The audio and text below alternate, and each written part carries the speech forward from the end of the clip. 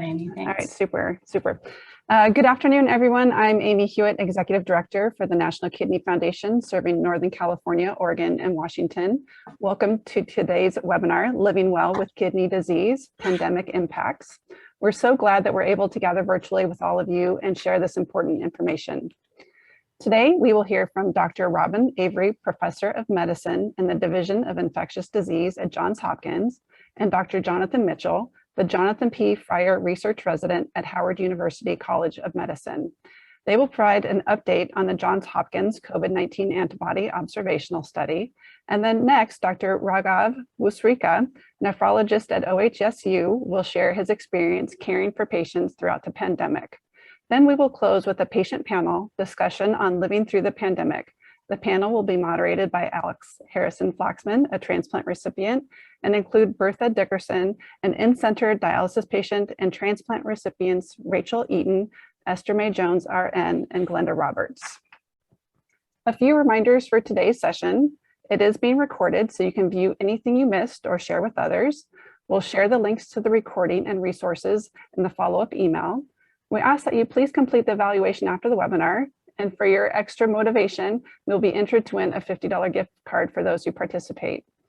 Finally, today's session is the first of two. The next one is on Sunday, October 24th, and will cover the side effects of chronic kidney disease, as well as feature a patient panel. The same Zoom link you used today will work for the second session. We hope you will join us. I also quickly just wanted to share a bit about this year's virtual kidney walk, where we invite you to walk your way. Lace up your walking shoes and join us from the comfort of your home, neighborhood, or local park. The West Coast Kidney Walk will be held on October 3rd, and given we have such a wide audience today, I encourage you to go to kidneywalk.org to find the walk in your area. So for today's webinar, all audience members are muted, but you can use the chat box to ask questions. We encourage you to select everyone versus hosts and panelists when using the chat so that all participants can see questions and comments throughout the session.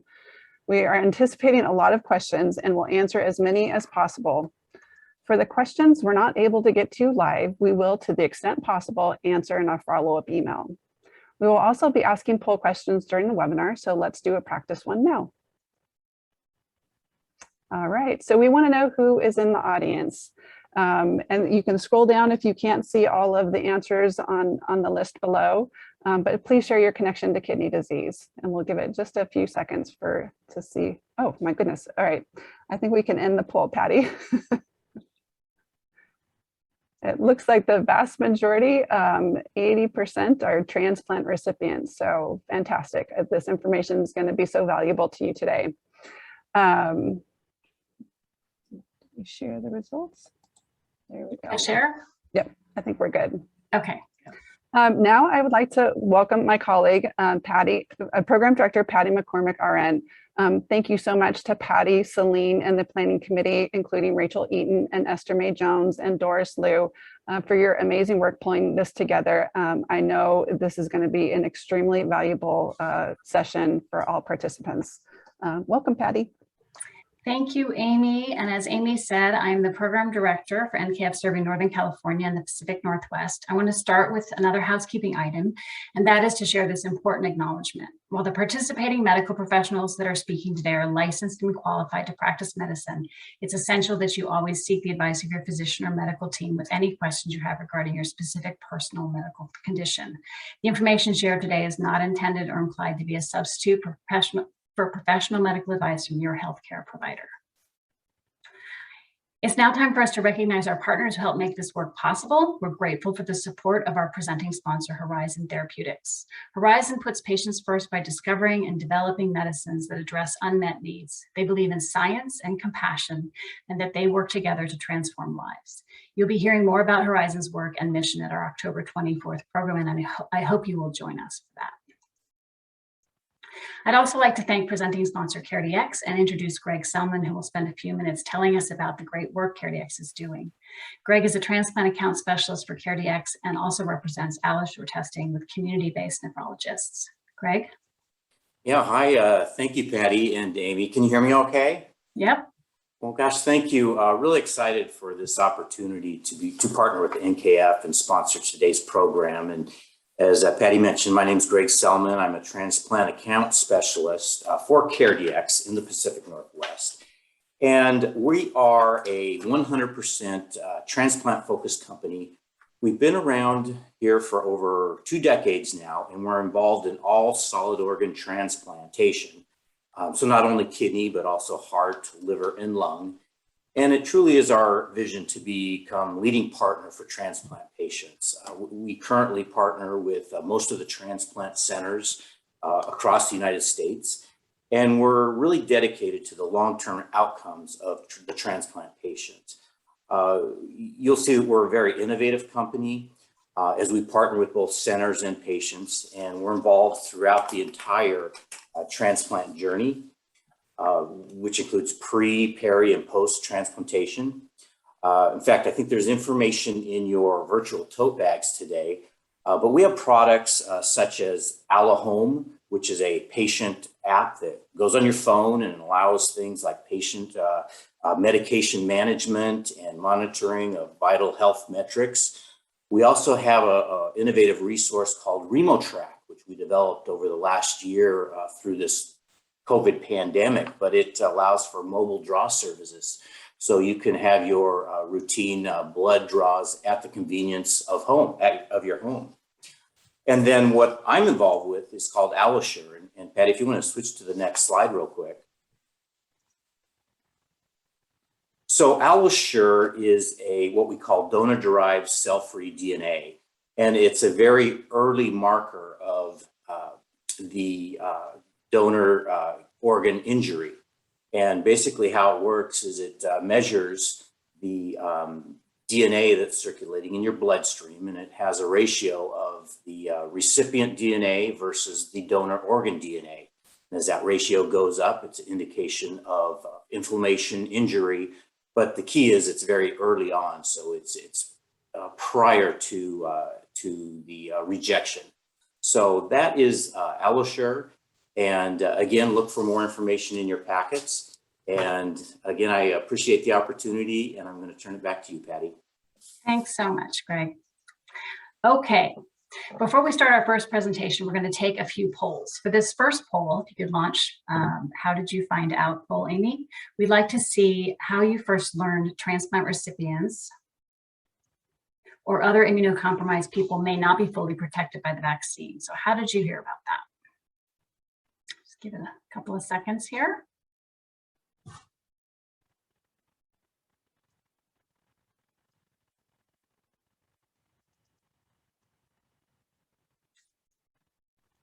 We're at 50–60%. Patty, do you want to? That sounds good. Yeah. Share those results. All right. Pretty even for healthcare provider, internet, media. And then we can look in the chat for some other, Hopkins study. Excellent. Okay, let's launch the next poll. Amy, this is specifically for transplant recipients who've had the 3rd dose. For those of you who've had the 3rd dose, what things have you done differently as a result of that? If anything.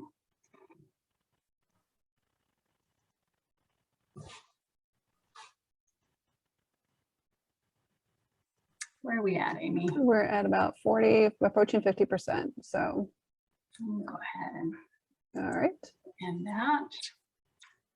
A lot of people have not changed their ways at all. Some of you have traveled out of state and done a little bit more with indoor gatherings with the vaccinated. Okay, next poll. Oops. For transplant recipients. Oops. No worries. For the transplant recipients who have not had a 3rd dose, can you share why you have not done that?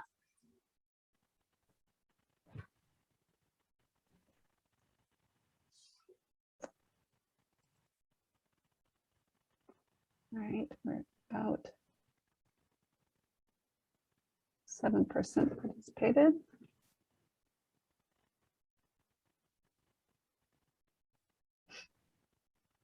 All right, I'm going to end the poll, Patty. Okay, thank you. Make sure you look in the chat for people who are writing in their answers. Okay. Looks like a lot of people are planning to, but not quite yet. All right, thank you, Amy. And then for this last poll, we have a little scenario. You're vaccinated and your vaccinated family member who lives in your household attends a wedding with 50 guests, not all of whom were vaccinated and not all of whom were masked. 4 days later, your family member develops mild symptoms and tests positive for COVID-19. The family member promptly isolates him or herself, but you have been in close contact with them before that.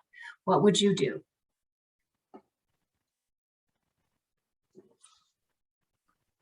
Getting lots of responses on this one. Yeah.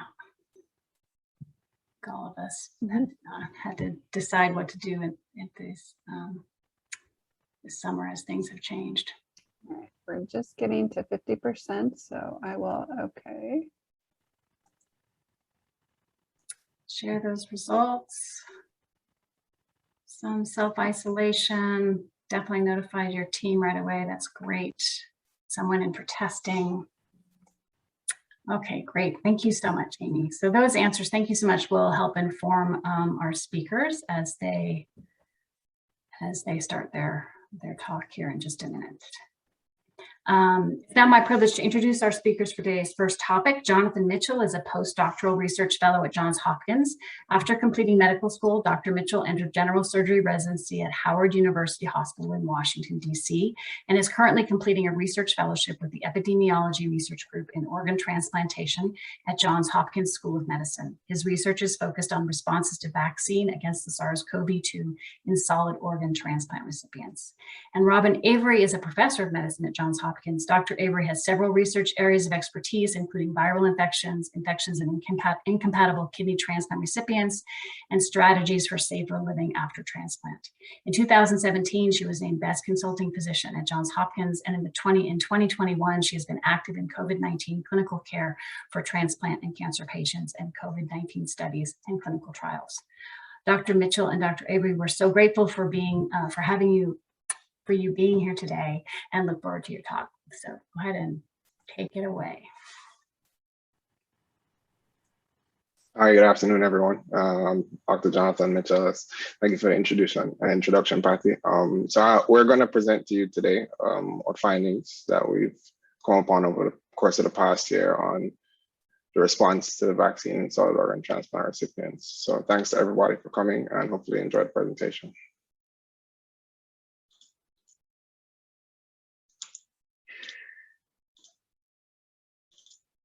All right, everyone's seeing okay? All right, so our research group has received research support from the following organizations: Icurus, Astellas, Chimerix, Merck, Oxford, Immunotech, Qiagen, and Takeda or Shire, but no personal financial remuneration from pharmaceutical companies. So with regards to COVID vaccines, the question has been, and will continue to be for some time, who is protected? Back in May of 2021, the CDC had said if you are fully vaccinated, you can resume activities that you did prior to the pandemic.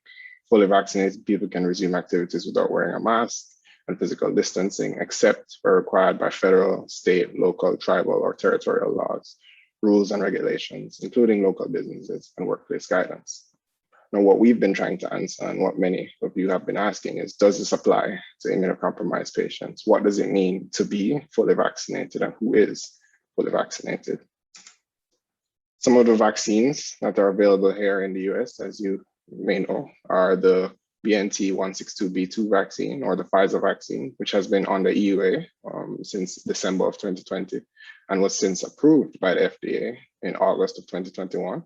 For patients aged 16 and over. And there's also an EUA out, or emergency use authorization rather, for patients aged 12 to 15. The mRNA 1273 vaccine, also known as the Moderna vaccine, which has been on the EUA for patients 18 and over, as well as the Janssen vaccine, which has also been on the EUA for patients 18 and over. Now, EUA, or emergency use authorization, is significantly different from an FDA approval. An EUA is when in an emergency, as we've been in the past year and a half, the FDA makes a product available to the public based on best available evidence, without necessarily waiting for all the evidence that would be needed for an approval. An approval means the agency has determined, based on substantial evidence, that the drug is effective for its intended use and that the benefits of the drug outweigh its risks. Now, the data would support that the drug is effective for its intended use and the benefits of the drug outweigh its risks for the immunocompetent population, which is why it's since been approved, but not necessarily for the immunocompromised population. Now, data that we've collected and investigated over the course of the past year has shown that the vaccine is somewhat effective, especially when a third the doses are administered for immunocompromised patients, which is why an EUA was put out most recently. And we're continuously looking at the effect of this third dose in transplant patients to see if it's possible that it could be approved and become part of the regime or the regimen for transplant patients. Now, on the 12th of August in 2021, the FDA amended their EUA for the mRNA vaccines, specifically the Moderna and the Pfizer vaccine, to allow for a third dose in immunocompromised patients. And the following day, outlined clinical recommendations, letting us know who and who should not be getting a third dose of the vaccine. Now, unfortunately, because of the data available to us at the time, the Janssen vaccine was not yet included in that EUA authorized third dose for transplant recipients and immunocompromised patients. But that's something that we'll continue to look in over the course of the next few months, while more data becomes available and more patients go and get their third doses. Now, here at Johns Hopkins, we've been conducting an observational study on the safety and immunogenicity of the vaccine in solid organ transplant recipients here at the Epidemiology Research Group in organ transplantation. These are just some of our study team members. The team is quite large, and everyone is continuously working day in, day out, even on weekends, to try and make sure that we can get answers to patients who desperately need them. Now, the study that we've been conducting, as I said, was an observational study. It's a prospective cohort study. So we had enrolled patients back in December of 2020 when the EUA for the vaccine first came about, and the study was approved by the Johns Hopkins Internal Review Board, and it's subject to our local IRB policies.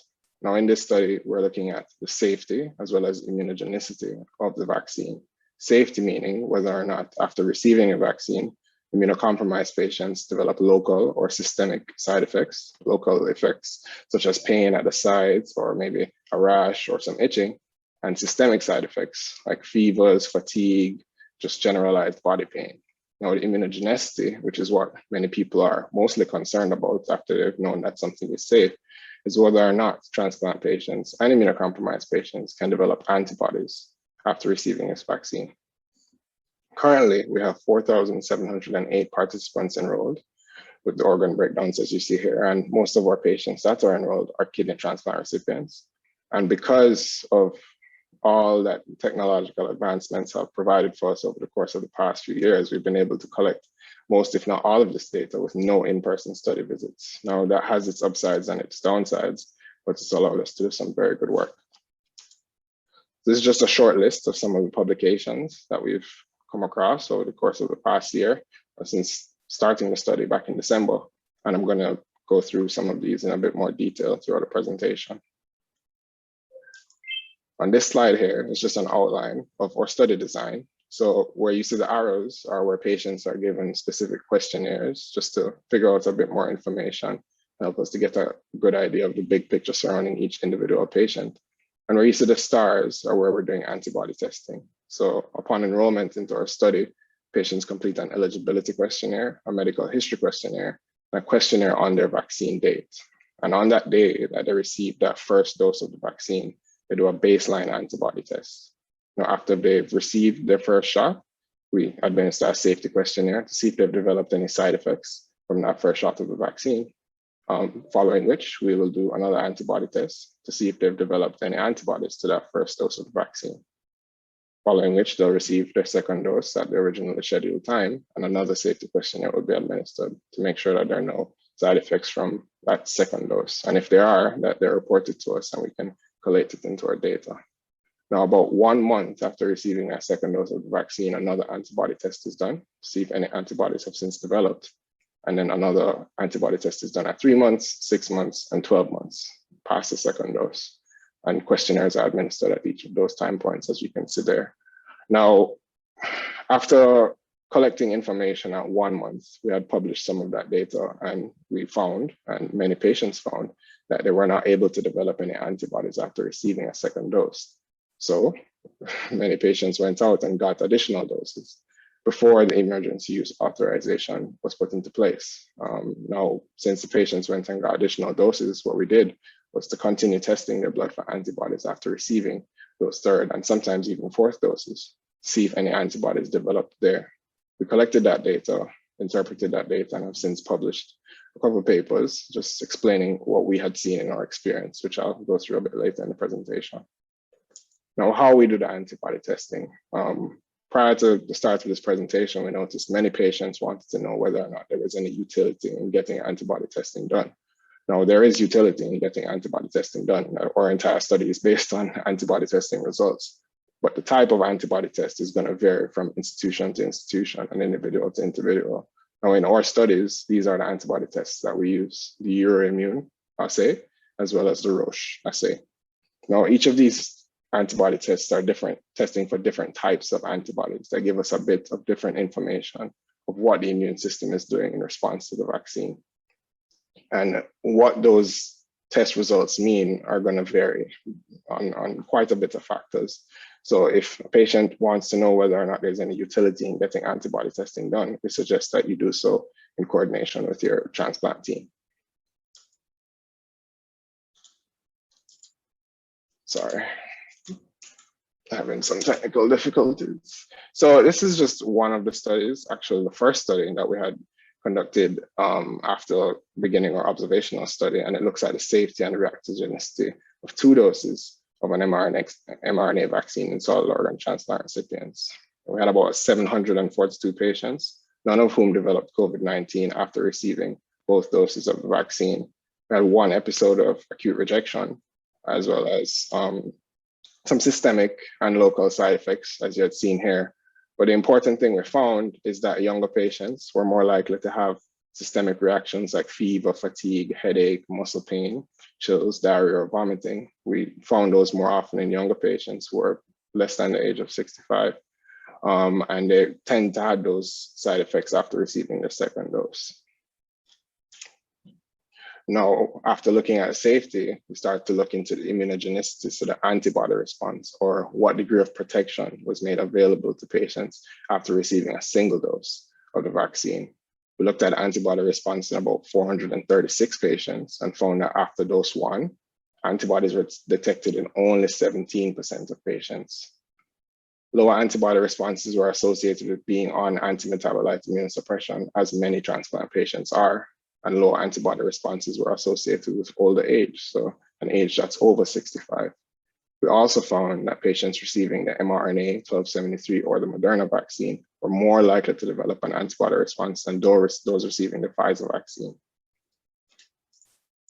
Now, after looking at a response after 1 dose, we looked into the response after 2 doses. We found that the data was significantly improved compared to what we saw after 1 dose. We looked at the response in 658 participants and overall saw antibody response in 54% of patients, which was reassuring, but definitely not where we wanted it to be. As you know, many immunocompetent patients or patients who are not immunocompromised tend to have response rates up into the 90s or 80s after receiving 2 doses of the vaccine. We found that older age, a shorter time from transplant, as well as receiving the Pfizer vaccine and being on antimetabolite immunosuppression was associated with a lower response. Patients who responded to 1 dose tended to have a strong antibody response to the second dose than those who did not respond to the first dose. And of patients who are receiving antimetabolites, a small percentage of them had responses after 2 doses. Now, as I said before, after many patients went and got both their doses and we tested them for antibodies and we realized that they had either no antibodies or a low number of antibodies, many went out and got 3rd doses and usually let us know after the fact. Now, after they went and got their 3rd doses, we administered a questionnaire to them to see if there were any safety events, if they developed any local or systemic side effects. And we collected that data and reported it here. It was published back in June of 2021. We had 30 patients who went out, got their 3rd doses on their own. 17 received the Pfizer and 13 received the Moderna vaccine, and 15 received the J&J vaccine for their 3rd dose.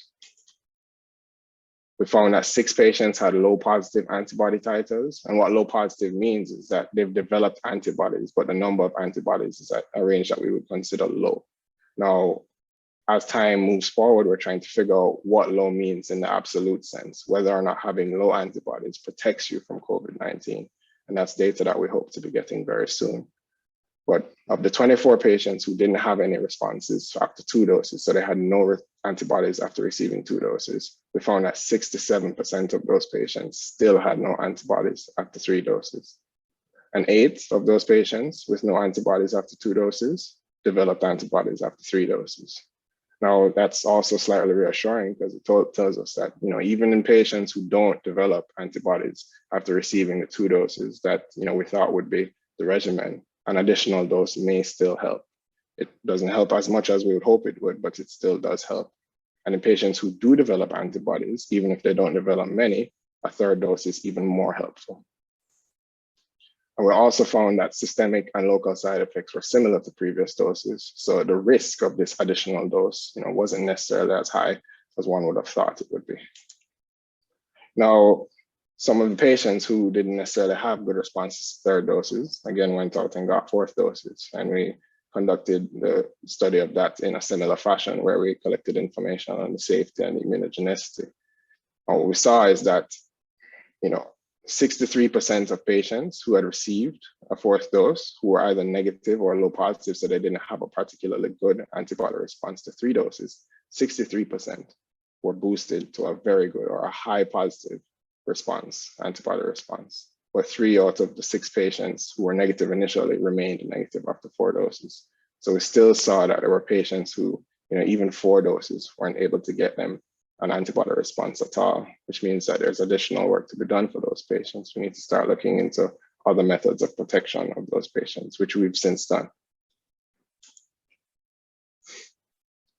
Now, in addition to work done in adult patients, which many of the vaccine work has been done in regards to adult patients, we've also looked into the response to vaccination of pediatric solid organ transplant recipients.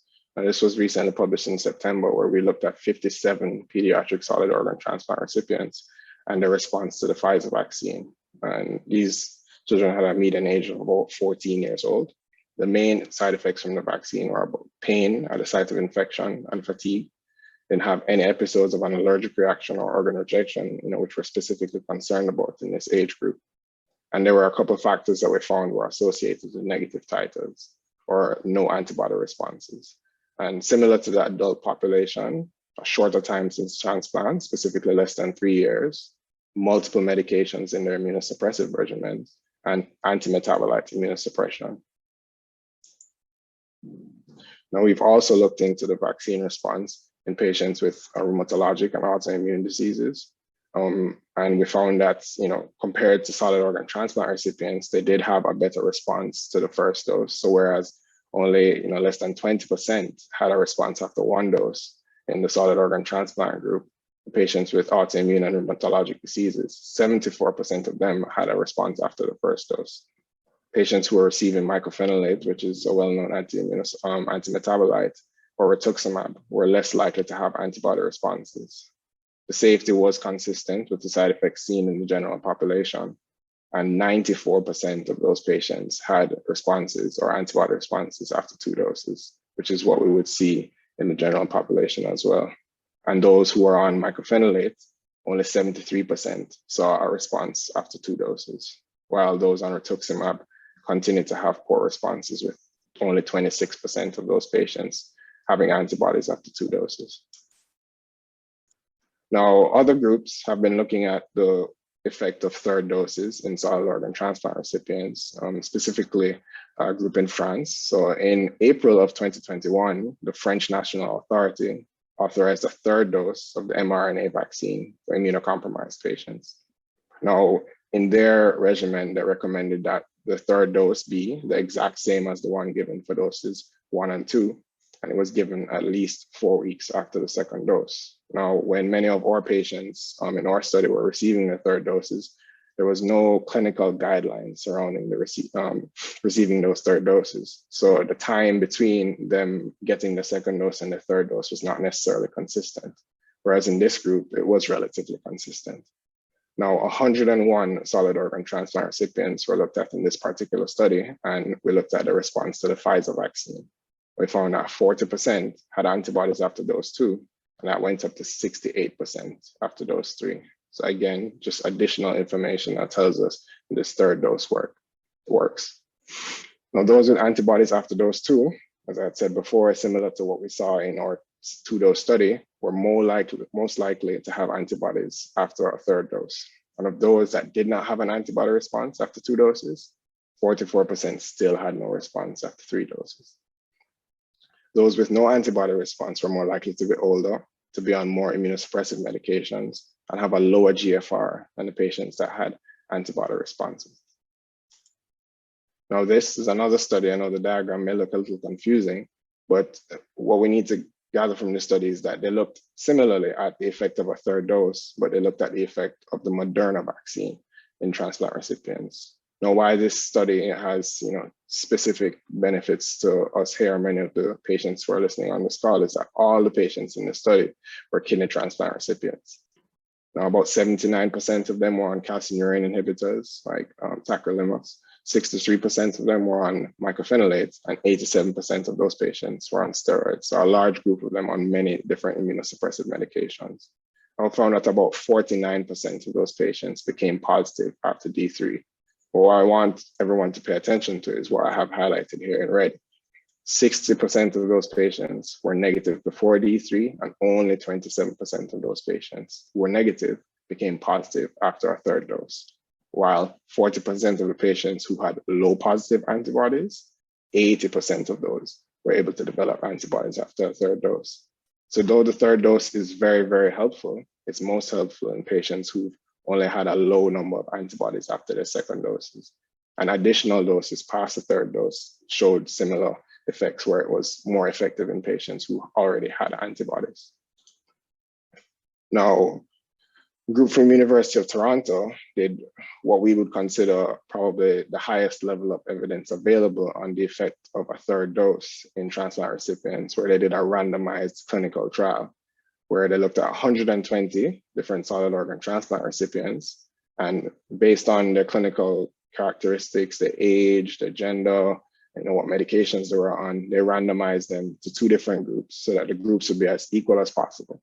And they looked at the response in one group to the mRNA vaccine, or the Moderna vaccine, sorry, and compared that response to a group who was receiving a placebo. So they received nothing, or no vaccine at least.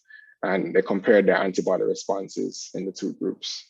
And what we consider the primary outcome, or what we were looking for, is antibodies to the vaccine, specifically the anti-receptor binding domain antibody. And they wanted to see if that antibody got above a certain level, which they just arbitrarily called 100 units. And the idea behind that was, is this level now gonna be able to serve as an amount that we can say, okay, if you have antibodies above this level, you are protected. So in this study, they checked the antibodies about 4 months after patients received their third dose of the vaccine, and found that an antibody level above 100 was present in about 55% of the group who had received the vaccine, and only 18% of the group who hadn't received the vaccine. And what that tells us is it's effective in about 55% of the population of solid organ transplant recipients. But there are transplant recipients who, even if they don't receive any additional doses of the vaccine, the immune systems will continue to generate antibodies to a point that will carry them above a certain level, which is very reassuring.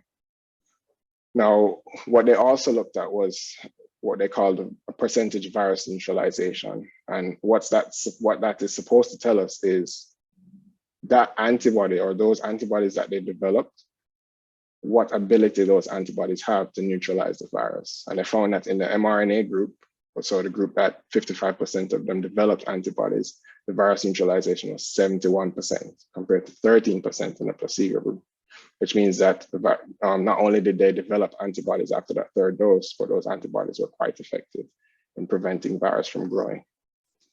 Now, with regards to safety of the third dose in this randomized trial, they had no cases of rejection, and local and systemic events were similar to dose 1 and 2, which is very reassuring. So for all the patients who were particularly concerned about getting an additional dose because of, fear of side effects or fear of rejection even, which is probably one of the biggest fears. Many of these studies have shown that it is relatively safe, and they weren't able to pick up any cases of rejection in their particular group of patients. Now, another big concern of ours, and probably the biggest concern, is what we would consider a breakthrough infection. And a breakthrough infection is defined as an infection of COVID-19 that develops after being fully vaccinated, specifically 2 weeks after receiving the second dose of the vaccine. Now, in this particular study, they looked at breakthrough infections on a whole, so in the larger population. And this is from a group in Israel, where they looked at data from around 17 different hospitals, so a wide range of different places. And they found that 152 patients, developed breakthrough infections, and they looked at specifically what we would call poor outcomes. And poor outcomes were whether or not patients would end up intubated and on the ventilator, or if patients died. And they found that about 25% of the patients who had developed breakthrough infections had poor outcomes, and 34 out of the 152 patients, or 22% of those patients, had actually died.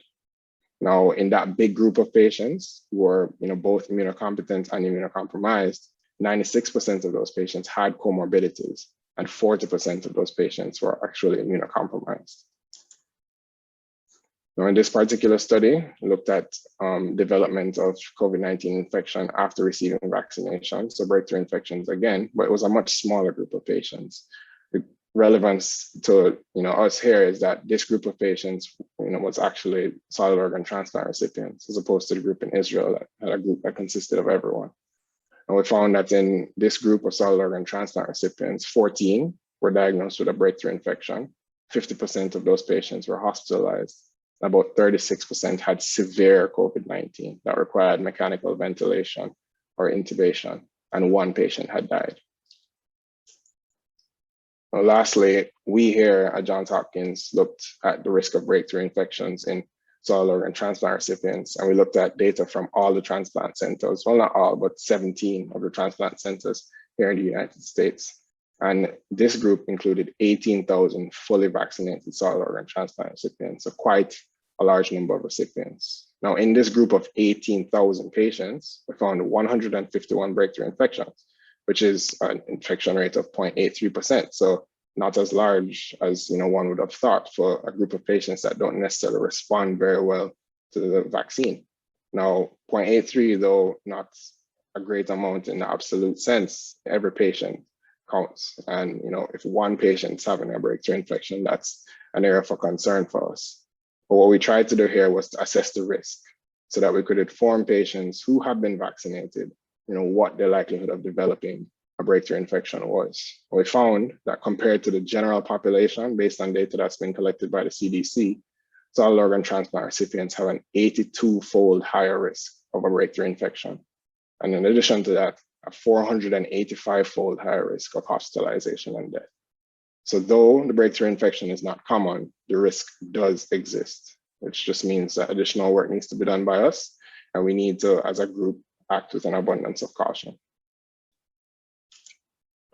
Now, lastly, I'm just going to speak a bit about the work that we've continued to do after the work that we've done in this observational study, and that's specifically the clinical trial that we're currently conducting at Johns Hopkins. And it's the COVID-19 Protection After Transplant Pilot Study, or CPAT. It's a non-randomized clinical trial that's based at Johns Hopkins, one of the first here in the United States. And it's specifically looking at kidney transplant recipients who received 2 doses of an mRNA vaccine, so either the Pfizer or the Moderna vaccine. Now we're looking at patients who are negative or low positive, so they have a low number of antibodies after 2 doses. We're trying to enroll around 200 participants. And during this study, participants are going to receive a 3rd dose of either the Pfizer or the Moderna vaccine. Now, I know that this study is based at Johns Hopkins, and we've been primarily enrolling patients who are in the DC, Maryland, and Virginia area, because many of a large component of the study rather is going to involve in-person visits. And it's maybe difficult for some patients, especially patients who've been participating in our observational study, which has been nationwide, to come to Johns Hopkins, for the many visits that you're going to require, because we're going to be looking at antibody responses. We're going to be seeing whether or not patients develop any local or systemic side effects, or whether or not there's any rejection in any of these patients who receive the third dose. So many study visits have to be done in person at Johns Hopkins, which may not necessarily be possible for patients who live far away from the institution. So this fall, the plan is for us to commence a multi-center study that will involve participating centers from all over the US so that we can get more patients involved and more patients can get a third dose in the setting of a clinical trial. Also in this study that we're trying to commence later this fall, we're going to be looking at additional vaccine platforms. So as I mentioned earlier, patients who received the Johnson & Johnson vaccine, they've been excluded from many of these studies. And we need to see, what the effectiveness of additional doses and many other variations in how we're going to administer the vaccine, what effect that has on patients who've received that vaccine. We're also going to be looking at modulation of immunosuppression. As I mentioned many points in time during this presentation, for many of the studies, a common factor in whether or not a patient develops an antibody response or not is whether or not they're on immunosuppressive medication, specifically antimetabolites like mycophenolate that many patients are taking.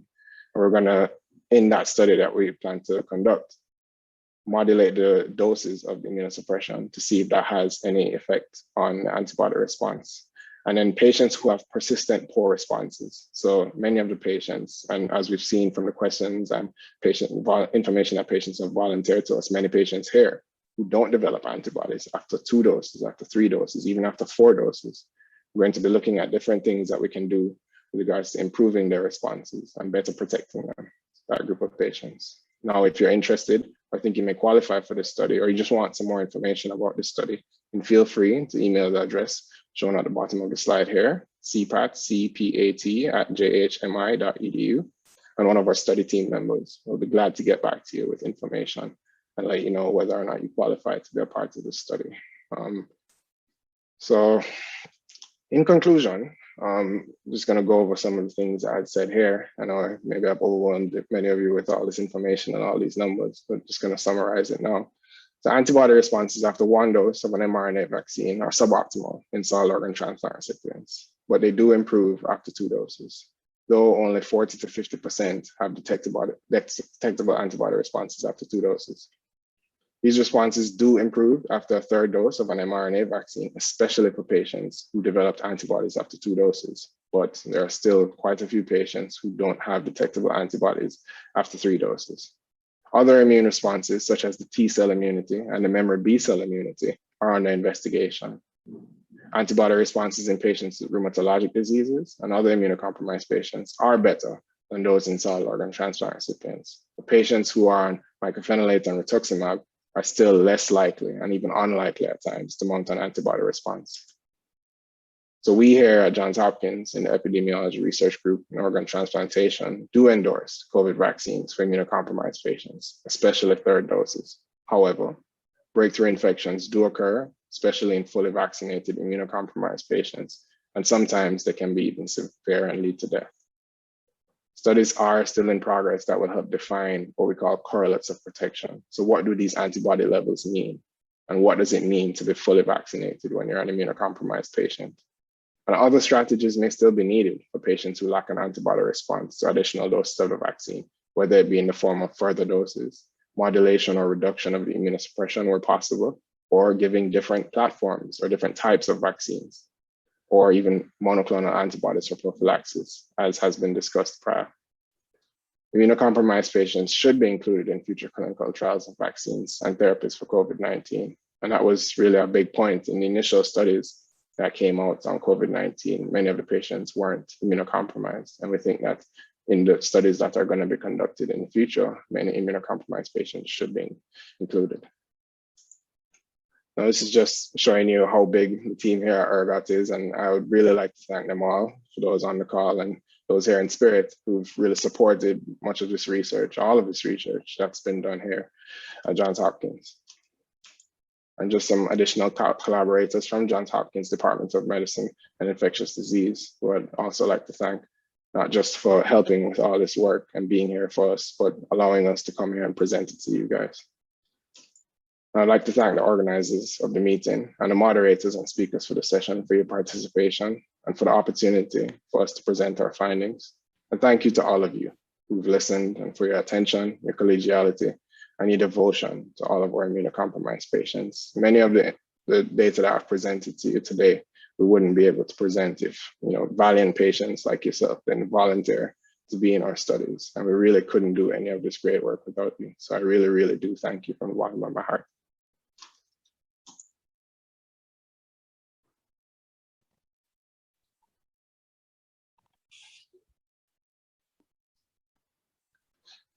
Thank you, Jonathan. Jonathan, can you stop sharing your screen? Sorry, one second. Okay. Great. And we have many, many questions. And just know that if we don't get to your question today, we will be writing up the answers and sharing those with you within about a week. Amy, you want to take it away? Sure. Robin, I've been sending you some questions in the chat. I'm not sure if you've seen those, but if not, I can pose them to you now. Yeah, no, I apologize. I was actually trying to answer. Yes, you've been doing a great job. So my apologies. I wasn't reading and typing at the same time. No worries. So a question that has come up several times, and I just want to make sure you may have already addressed this, but to reiterate it to folks, what are low antibodies versus high, and what is the basic range? Okay, so I can answer that. So it really depends on the antibody test that's done. So if you do get an antibody test and you want to know whether your antibodies are low or high, I think you should, one, discuss with your transplant team to find out what exact test you've gotten and whether or not that matches with the ranges that have been expressed in any of these studies. For our particular study, and with regards to Euroimmune, the assay that's done by Euroimmune, what's considered a high antibody level is greater than 1.1 on the Euroimmune. Now, that may not mean much to everyone on this call, but if you do get that test done and you have a level that's greater than 1.1, then you would be considered having high antibodies. Now, if you had a level that's between 0.8 and 1.1, that's considered low antibodies for that particular assay, and less than 0.8 is negative. Now, for the Roche assay, which is another assay that we used in our study, if your antibody level is greater than or equal to 50 units, then that's considered high positive. Now, if you're between 4 and 50, then that's considered low positive, and less than 4 is negative. Now, again, those ranges may not necessarily mean something to everyone on this call. So as I said before, when you do get an antibody test done, if you do, just discuss it with your transplant coordinator and your transplant team to see what the results of those tests may mean. And piggybacking on that question, what is the correlation between EGFR and antibody response? So as to the specific correlation between EGFR and antibody response, in some studies that we've seen, patients that have lower EGFRs tend not to have antibody responses that are as good as patients who have high EGFRs. Now, that's just based on the data from particular studies. It doesn't mean that if you have a low GFR, you shouldn't get the vaccine. That's just what we've seen. We still are recommending you receiving the vaccine regardless of your EGFR.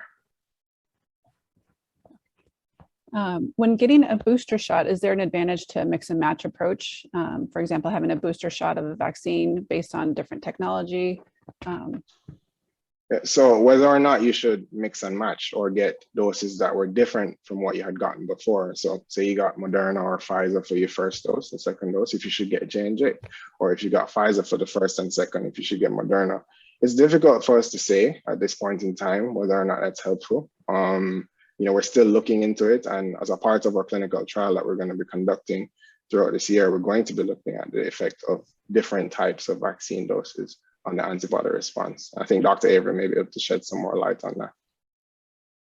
Actually, if I could go back a minute to the question about high and low antibodies, because I've actually been trying to type this into the chat as well. I think this is a question that lots of people want to know about. What do these numbers actually mean? And so Dr. Mitchell and I have both been involved, as he told you, in this CPAC clinical trial, which is giving everybody a third dose of vaccine, again, according to the FDA specifications. So they get the same third dose they got as the first two, but we follow their antibody levels over time. and we take a deeper look at their immune responses to vaccine in terms of T cell and B cell as well. Unfortunately, that type of testing can't be done in our observational study because it actually has to be drawn on site at Hopkins, can't be mailed in.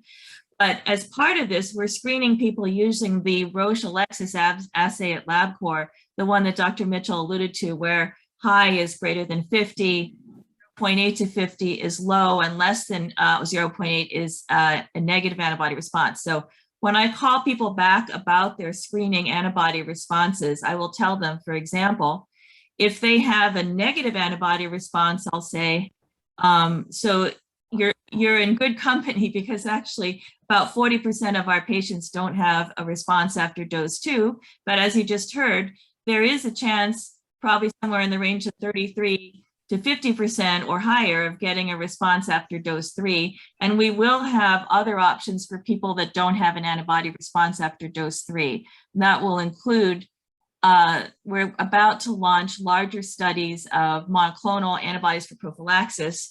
There's one that will be using the Regeneron monoclonal casirivimab imdevimab, and one using the Vir GSK monoclonal sotrovimab, as well as the multi-center trial Dr. Mitchell mentioned of other vaccine dosing strategies and additional doses. But if I talk to someone whose level is in, say, the low antibody range, let's say they have a level of 26 on the Roche assay, and I say, well, you have a very good chance of a boost after dose 3, because people that have any antibody after dose 2 are more likely to get a good boost after dose 3. And we definitely want everyone to get a third dose if they are eligible for it.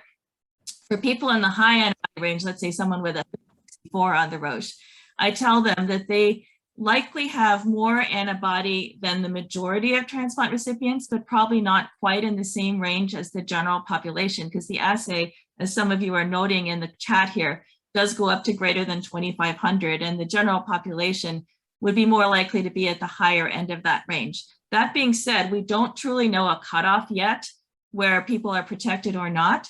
So even people in the high antibody range, I'm telling, we want you to continue all protective measures. I would not want someone with COVID to cough on you, but the fact that somebody has that high a level after 2 doses means they're likely to get an even better boost after dose 3. My personal belief is all of us are going to have antibody levels that come down with time. And so the more we can boost, the higher level will be coming down from. So I think what we're going to find in the end is not like a single cutoff value below which you're not protected, above which you are. But I think there are going to be ranges where the likelihood of getting COVID or getting symptomatic COVID goes up or down depending upon which range you're in. And as I mentioned, our attention is now going to be primarily directed toward ways to protect people with monoclonals or other vaccine dosing strategies who don't make a robust antibody response even after 3rd dose. So monoclonal studies, these studies we're talking about should be opening in about 1 to 2 months. In the meantime, there is a way, as some of you have mentioned, to get a compassionate use Regeneron monoclonal for prophylaxis. It's an injection once a month for 6 months. It requires permission from Regeneron, from the FDA, and from your institutional review board at your transplant center. So it's a single patient emergency exception to the overall rule. And it requires a lot of paperwork to do it. It can be done, but hopefully when these larger studies within a couple of months, we'll have a ways to get more people in a large scale way. We do believe that that's a way that's going to help a lot of people in the future, at least we hope so. Great. How about traveling safely for transplant recipients? What are your recommendations? Well, I mean, here at ERGOT, what we do tell our transplant recipients is, though you do get some additional protection from the vaccine, you should still act as if you are unvaccinated. So you should wear your masks and act with an abundance of cautions when doing things that may be particularly risky, like travel. I'm not sure if Dr. Avery wants to make any additional comments there. Unfortunately, I think it's hard yet to tell people to relax, safety precautions, just because we're still learning about those correlates of protection. I think that knowing antibody levels may well feature in people's decisions, but again, I wish we could tell you a little bit more definitely that people truly are safe with higher antibody levels. In the meantime, though, I think there are definitely ways to protect yourself if a flight or travel or other travel is necessary. We can't promise they'll be 100% safe, though. Somebody asked about risk factors during sexual activity. What are your recommendations there? So, yeah. So COVID virus has been detected in semen, but so far sexual transmission has not been documented as a major way of transmission. We think the major risk from sexual activity is just people being in very close proximity to each other, where droplets, aerosols, saliva, respiratory secretions are likely to be exchanged. And so the Mayo Clinic website actually has a very nice section on sexual activity and COVID that you may want to look at, and basically says that if you're with someone that's not your usual partner, or there's somebody that doesn't live with you that's a partner who might have been exposed to COVID elsewhere, that you may want to take extra precautions. Great. And going back to the question about travel, what are your recommendations around being in home with your vaccinated family members? What if somebody were to come down with the Delta variant? What are your recommendations for patients there? So again, with regards to being around vaccinated family members, because we don't really know exactly how much protection is offered by having antibodies, whether they be low or high, we still recommend patients act as if they're unvaccinated. So if it is that you're around your vaccinated family members, then you should wear a mask when you're around them, and where best able, you should practice social distancing. Fantastic. Also, if somebody, I'm actually typing this question into the chat at the same time I'm answering it. If you happen to be a household contact of someone with COVID, or in a close living situation like a nursing facility with someone with COVID, there is an EUA for monoclonal antibody, and you don't have to test positive in that circumstance. So right now there's 2 EUAs where you can get monoclonal antibodies. One is for treatment if you're an outpatient with COVID, test positive, you have to have mild symptoms, you cannot be requiring oxygen, and you have to be within 10 days of symptoms, and then you can get it for treatment. We have sent over 50 of our transplant recipients at Hopkins for monoclonal antibodies and have really had great results. A few have required hospitalization, but most have recovered well at home. And then the second category where you can get monoclonal antibodies right now under EUA, as I mentioned, is post-exposure. If you have a household contact with COVID, or you live in a nursing facility with someone with COVID and you yourself are a high-risk person. As a follow-up question to that, what are thoughts on being around children? Can you wear a mask and be in home with children? So with regards to spending time with children, I know that's a particular concern to many solid organ transplant recipients, as you are parents, grandparents, and even siblings. You can spend time around children, but again, you need to act with an abundance of caution. I know I keep reiterating that. So if it is that you need to wear your mask, you should, if you're going to be in close proximity to them, because children can still transmit the virus. And I'm not sure if Dr. Avery wants to add anything there. Sure, I think it's a tough question, and it will depend also upon what age the children are and what level of transmission is going on in the community. And if they're children attending school in person, what types of safety measures the school has in place, whether the school requires masking for the children or not, and things of that nature. We're all hoping for extension of the EUA for vaccination to younger ages. At this time, only ages 12 and up for the Pfizer, but hopefully soon younger children will be able to get vaccinated as well. But until then, I understand it's a dilemma. And again, the risks and benefits will be different in each locality.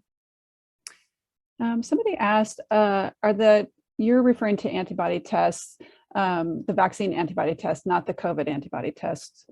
Is that correct? Or Yeah, but again, the antibody tests, you really should, when you're discussing this with your transplant team, find out what the assay is, like what specific test they're doing, so you can get a better idea of what those results mean. But we are referring to the antibody tests after receiving the vaccine. We had another question that was relative to the information that you're providing is applicable to kidney transplant recipients, but does that go for liver transplant? We also had somebody who is a heart transplant who asked a similar question. Yeah, so many of the information, or much of the information that I've spoken about during this presentation, though some of it was specific to kidney transplant recipients, many of these studies had patients who received many different organs, even as I saw someone ask in the chat, multiple organs. Some patients in our observational study were multiple organ recipients. Now, does that mean that every bit of information can be, interpreted the same for each different patient? Not necessarily, but it is applicable to an extent. Now, additional work that we're going to do in the future in the randomized clinical trial setting where we look at specific patients should be able to better direct what guidelines we can give to patients who received particular organs. But as of now, the information, it does apply to an extent to patients who've received things that aren't necessarily kidney transplants. Thank you so much. We could be answering these questions all day. It's time for us to move on, but please know we will send in the follow-up email. We'll be sending, or at least over the next week or so after Dr. Avery and Dr. Mitchell have had the chance to review all the questions, we will circulate the answers to the extent possible to everybody who is registered. So thank you so much for this very helpful information, and thank you for all the work that you're doing. Thank you guys again for the opportunity to present. Thank you. Thank you so much, Dr. Mitchell and Dr. Avery. It's my privilege to introduce our next speaker. Raghav Usarika is an associate professor of nephrology and hypertension at Oregon Health and Science University, or OHSU, in Portland, Oregon.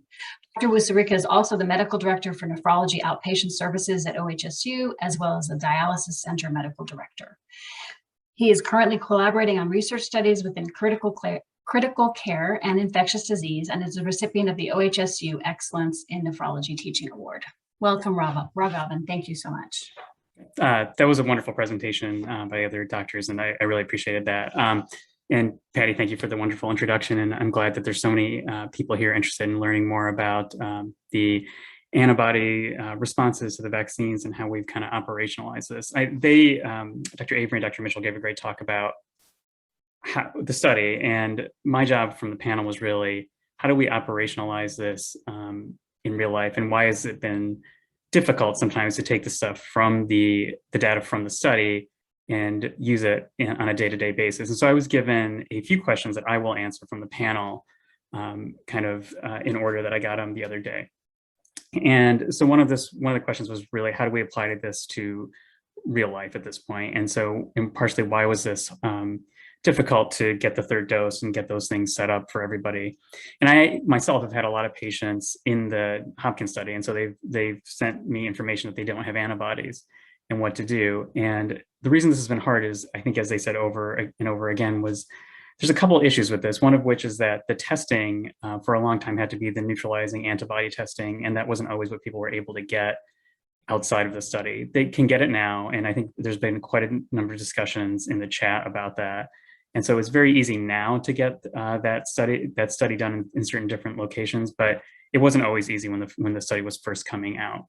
And so that made it difficult, but now we can get that, and you can certainly ask your transplant center or your primary nephrologist generally are going to be well aware of this to order those tests, but it should be the neutralizing antibody or the post-vaccine antibody test to help you figure out what your levels are. But the other problem with this that they mentioned many times is we don't know what the right level is for everybody that's going to help protect them as much as they can and what level we should be targeting. And so I've definitely had patients get that study, get the result, and not be 100% sure of what to do with it. And yeah, the spike test is the same kind of test. I saw that in the chat as I was coming up. And so we have generally known that the immunosuppressed patients have not gotten as high levels as the general population, and certainly have all been very concerned about this at all of the transplant centers. And one of the questions I also was given was, well, what did you do when people came asking for boosters before the emergency use authorization was actually authorized, what gave that recommendation? And what are we going to do now that there's going to be the question about getting a fourth vaccine? And that was actually a significant issue for us, because you couldn't just tell patients, go ahead and get a third shot, because we weren't really authorized to do that. And in fact, being part of a larger organization and larger groups, not just OHSU, but also the American Society of Nephrology and other groups, they didn't give that recommendation. In fact, in Oregon, they actually recommended we don't say that yet until we had the approval to do so. And so it did tie some people's hands into what you could do. I know a number of people got it, and really in the discussions when I had them with my own patients was, I can't personally tell you to do that, but I can tell you what the data says, and if you're able to get one and you want to get one, that's your choice. And we should talk about that, and that we didn't know the risks, but that there was potentially this benefit to it. And so I do think that for a lot of patients, they chose to get it before we had all the information. And I think that that was probably, now given the data, a reasonable choice, but we don't always know what to do with that information before we get it. One of the other questions I was given, which I've seen actually a lot in the chat, was what do you do if you don't get antibodies? And what are we telling people who don't get antibodies from our side?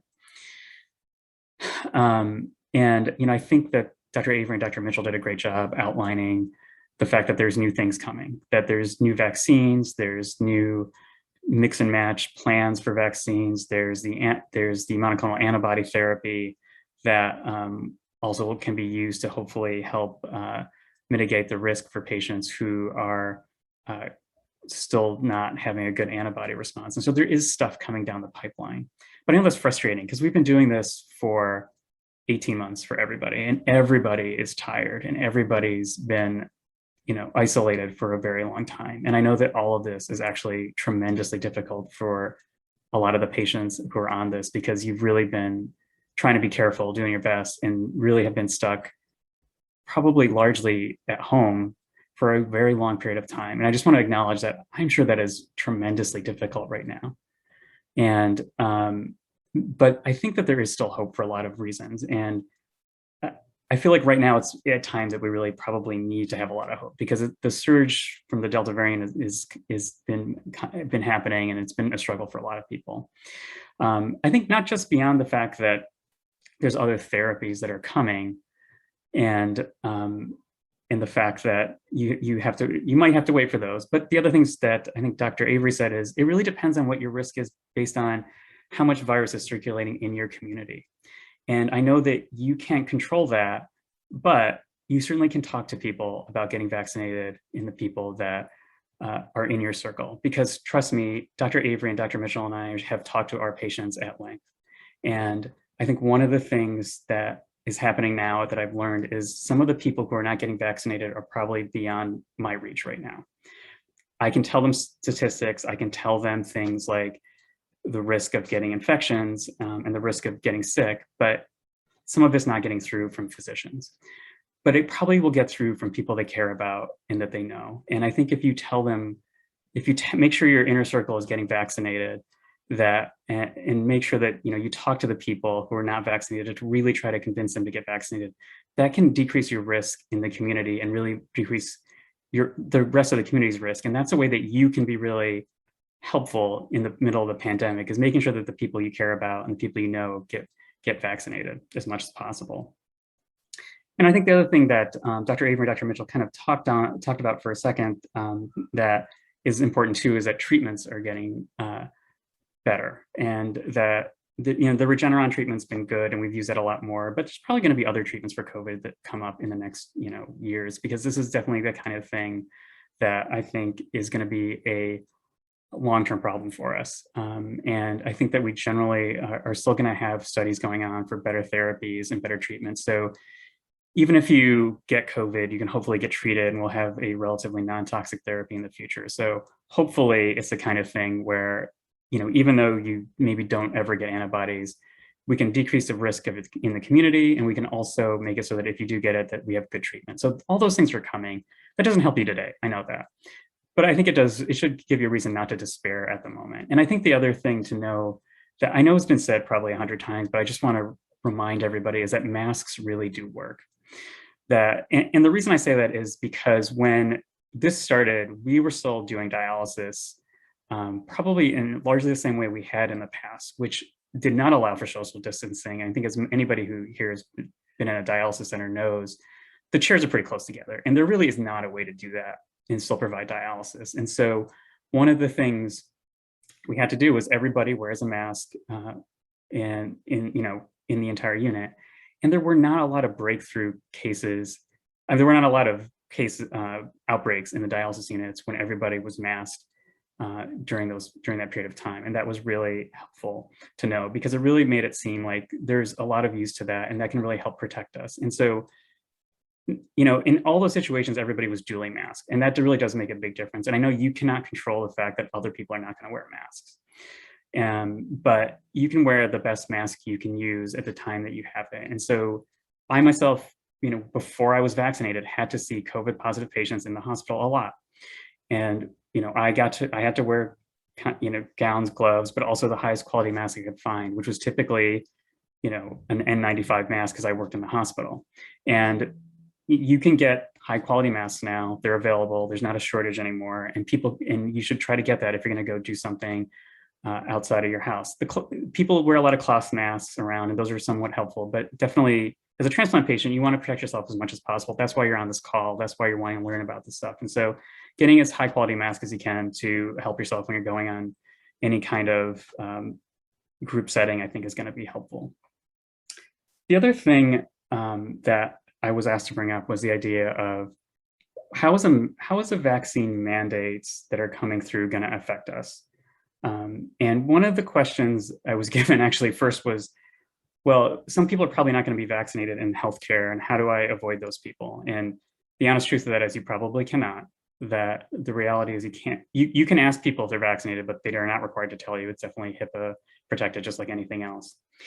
Some organizations like OHSU and some of the dialysis organizations I know are badging people, which means that they're giving them a big sticker that says I've been vaccinated, so that people know. But not everybody's going to have that, and you can't necessarily avoid all those people. But I will say two things about this that I think are really important. One is that the exemptions are not easy to come by anymore. This is not the kind of thing where everybody can just opt out of getting vaccinated in a lot of the places where there are mandates. I know there's people from all sorts of different states on this call, but Oregon and Washington, where I largely practice, have instituted mandates for healthcare workers in both places. And it's not particularly easy to get out of those vaccine mandates. And I think that that's good. I think that people largely should be getting vaccinated. There's been a lot of talk about concerns about the vaccine, and in general, the people who have been hesitant, who are in healthcare, have been able to talk to people and generally been willing to get vaccinated because people care about their jobs. They've been doing this for a long time and they want to keep doing it. And I think that a lot of people will probably get vaccinated in the tail end of this next couple of months as these mandates go through. There are still going to be people who don't. And I think one of the things that you're going to see as patients is that you are going to see people who unfortunately probably leave your organizations and leave because of the vaccine mandates. And I think that's definitely something that everybody's going to feel a loss for, and it's going to be a strain on the system, just like a lot of things have been on the strain on the system. And I do think that at this point, that's going to be hard, but I do want to say that I think, like a lot of things, it's going to be a transition time. And the people who stay are people who care a great deal about taking care of you, about doing the right thing, and about wanting to make everybody safe.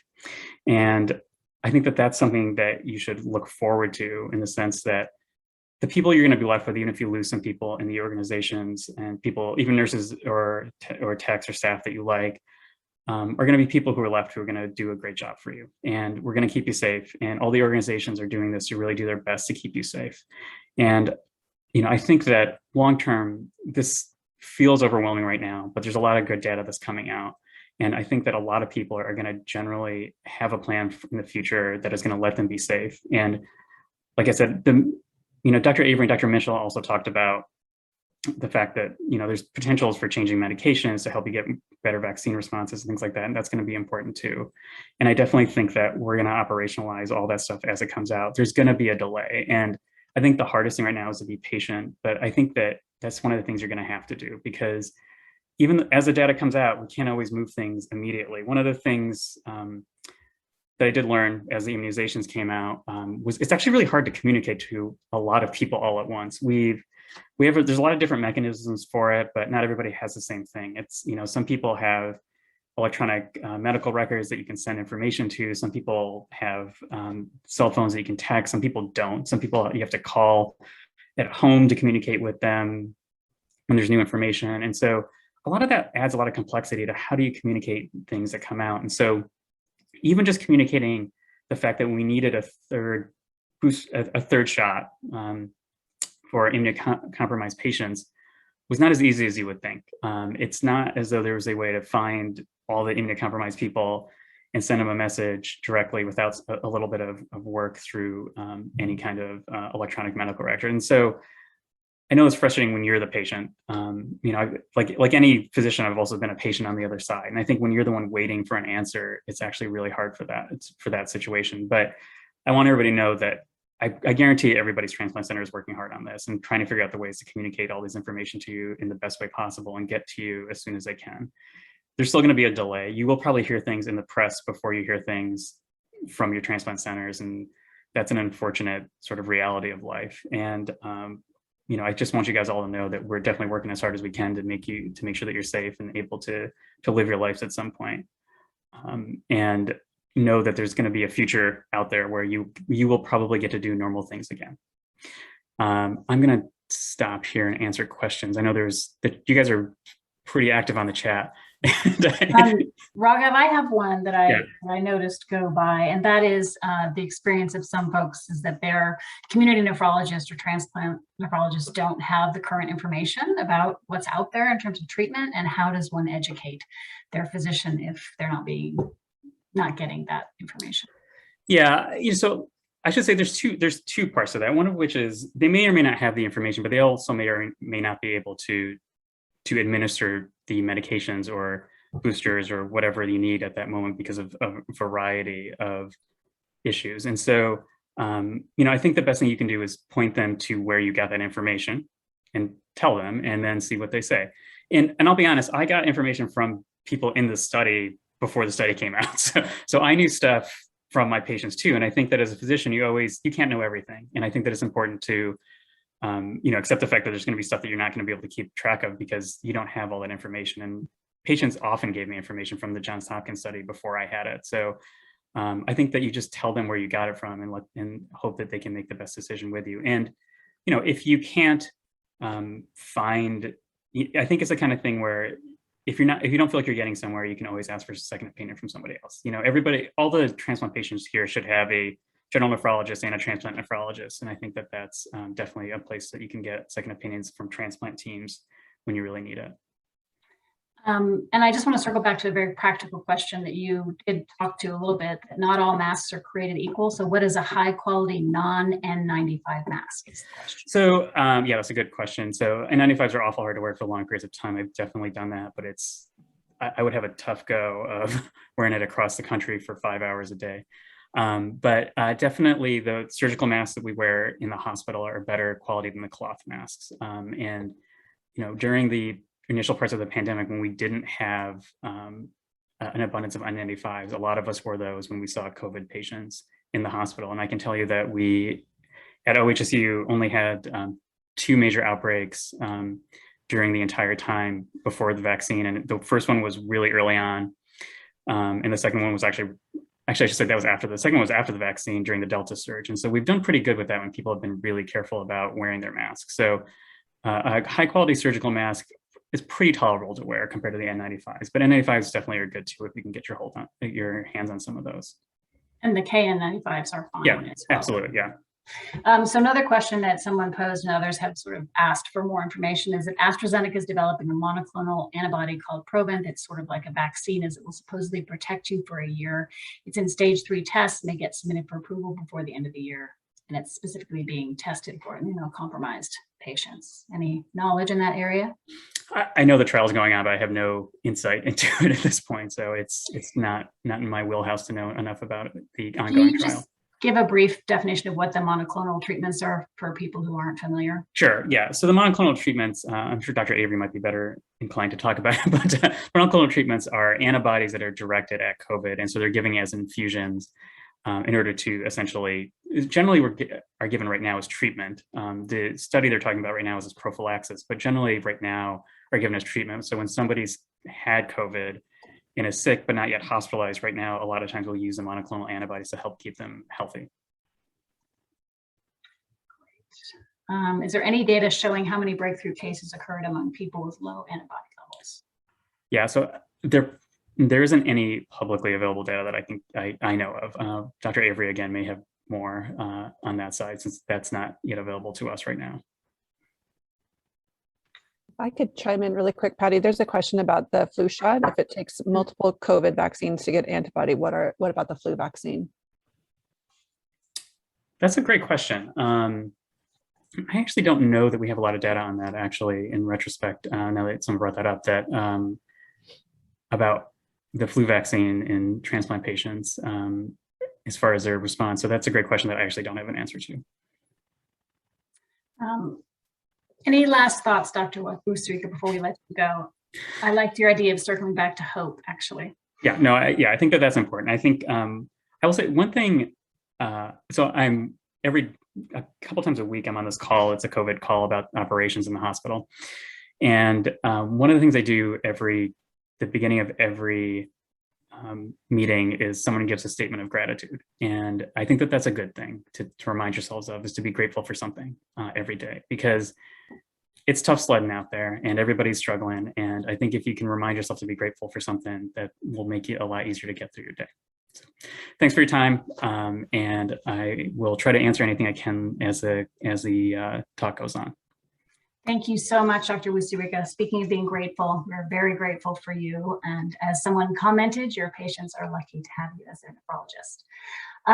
Next up, we have our panelists. I'm very excited to introduce this group of people.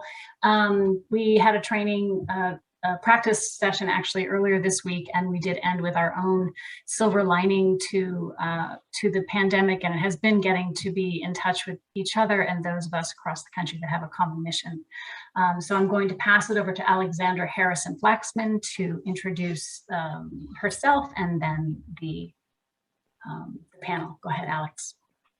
Thank you, Patty, so much, and everyone else at NKF for allowing me to moderate this awesome panel of patients. As Patty mentioned, I am a transplant recipient myself, a two-time kidney transplant recipient. And I've also spent about 13 combined years throughout my life doing in-center hemo. So this topic and this conversation is so important to me. I'm also the community engagement manager for CareDx. So one of my main roles is coordinating and putting on webinars such as this and making sure that the patient voice is heard in putting out quality information. So I'm going to start off with welcoming the rest of these amazing patients on our panel to give a brief introduction about themselves. Bertha, why don't we start with you?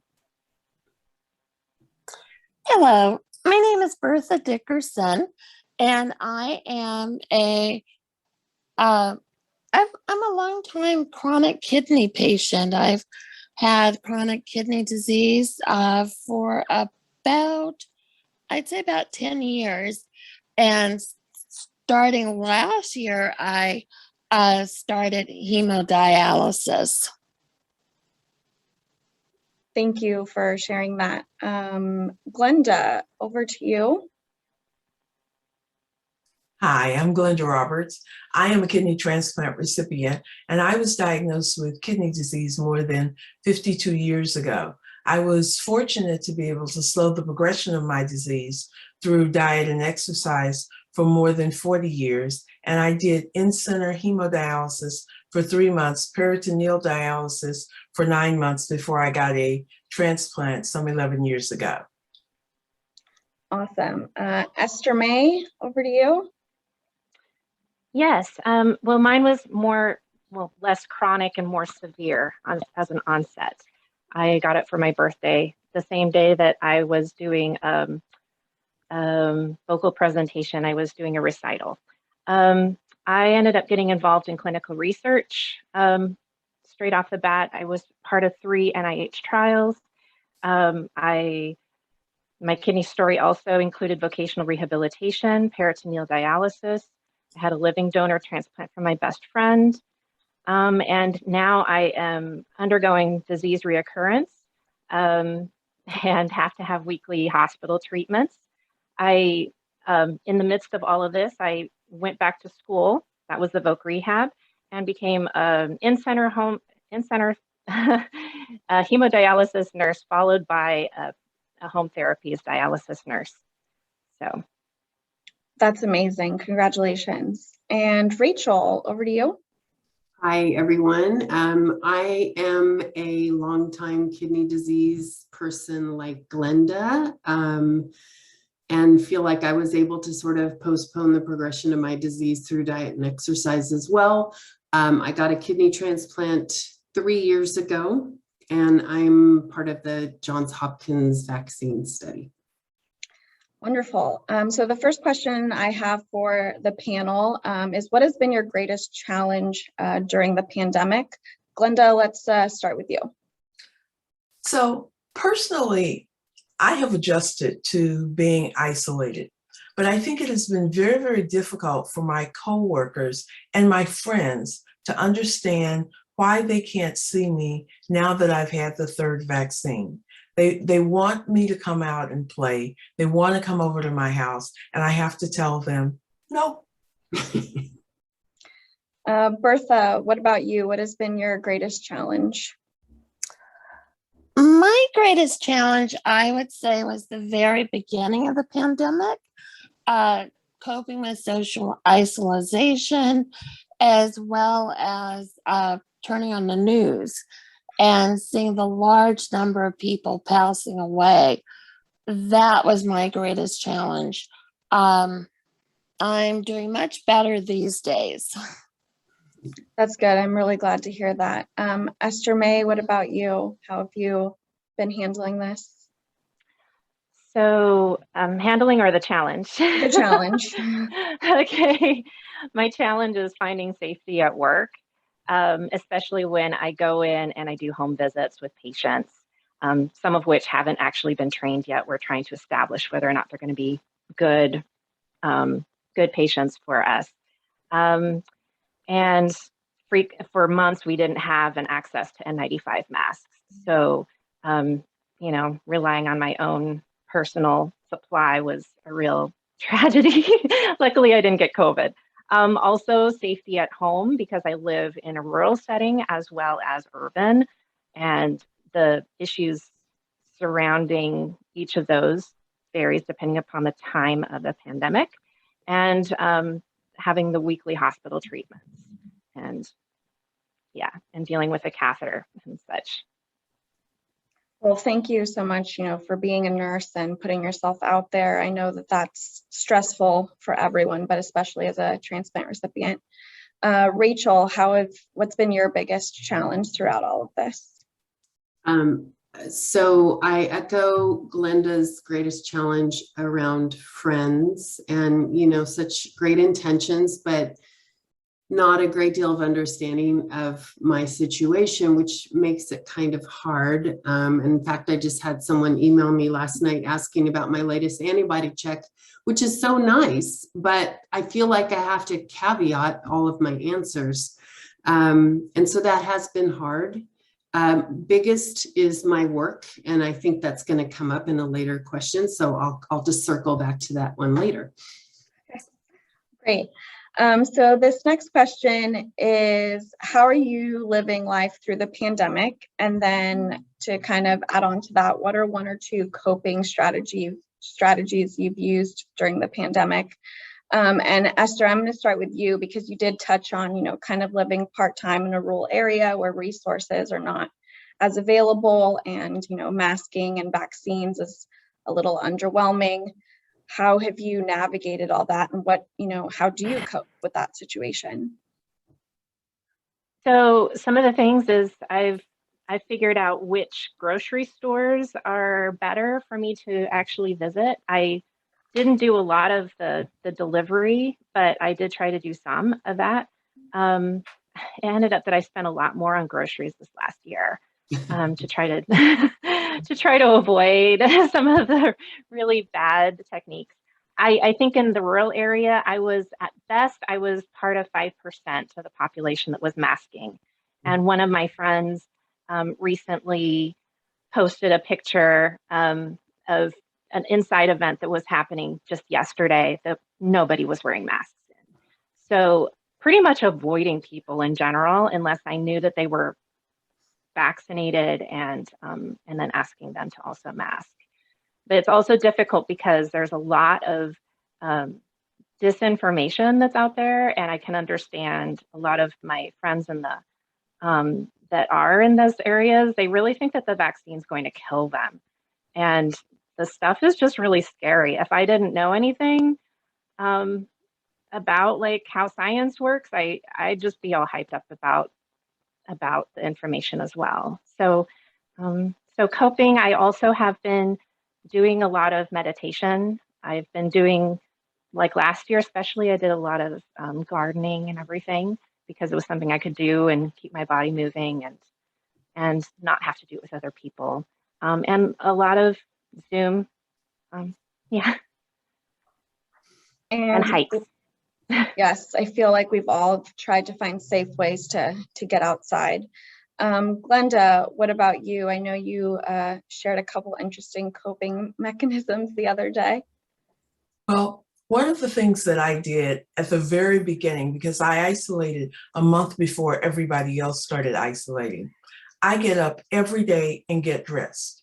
I put on jewelry, I put on clothes, I put on stockings and shoes every day.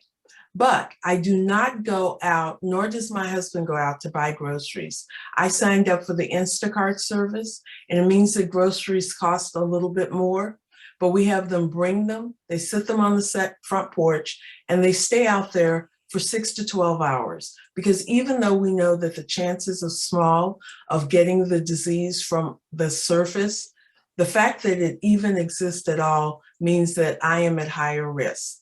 The third thing we did is we put a sign on our door that is a stop sign, and it basically says, stop. Don't ring the doorbell. Don't bring packages. You're not coming in. And people have laughed about it, but I do think that it has helped us adjust, and it's given us a new conversation to talk about when we engage with people about why they cannot come over and play with me. Thank you. And Bertha, what about you? How have you managed to cope throughout the pandemic?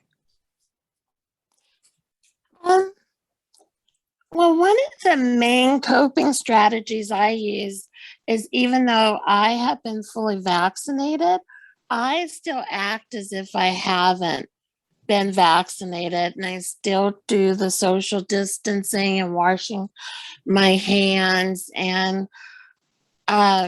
I try to and I also use Instacart, and I try not to gather with other people as much as possible, but I still have to go to the center, and I also use paratransit, so I am encountering people.